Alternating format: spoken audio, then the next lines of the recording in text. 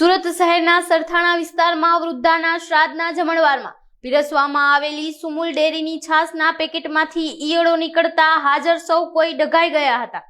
પરિવારે સુમુલ ડેરીના 6 લીટરના 20 પેકેટ છાશ મગાવી હતી, જેમાંથી 3 થી 4 પેકેટમાં જીવતી ઈયળો જોવા મળી હતી. આ ઘટના અંગે પરિવારે તાત્કાલિક સુમુલ સેન્ટરને જાણ કરી હતી, પરંતુ સુમુલ ડેરી દ્વારા કોઈ સંતોષકારક જવાબ આપવામાં આવ્યો ન હતો.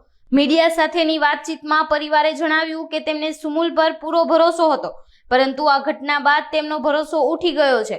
આ મામલે સુમુલ ડેરી સામે કડક કાર્યવાહીની માંગ ઉઠી છે. મારું નામ પરેશભાઈ મગનભાઈ કાછડિયા. ઘટનામાં એવું છે કે આજે અમારા માજીનું શ્રાદ્ધ હતું અને અમે 20 બોટલ છાશ મંગાવી હતી સુમુલ ડેરીમાંથી. તો એમાં જ્યારે અમે લેડીઝને જમણવાર ચાલુ કર્યું ત્યારે અમે છાશની બોટલ તોડી, તો 2 બોટલ તોડી એની અંદરથી અમને જીવાત જરા દેખાણી.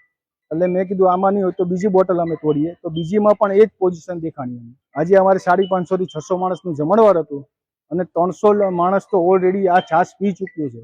સુમુલની છાશ કોઈએ પીવી નહીં. સુમુલ તરફથી અમે કસ્ટમર કેરમાં ફોન કર્યો તો અમને એક લેડીઝે જવાબ એવો આપ્યો કે અમારા માણસો આવશે, ચેક કરશે. હજુ સુધી 2-3 કલાક થઈ ગઈ છે, હજુ સુધી એનો એક પણ માણસ અહીંયા દેખાયો નથી. આરોગ્ય માટે ફૂલ ગંભીર બાબત કહેવાય. હું અપીલ એ જ કરું છું કે હવે સુમુલની છાશ કોઈએ પણ લેવી નહીં.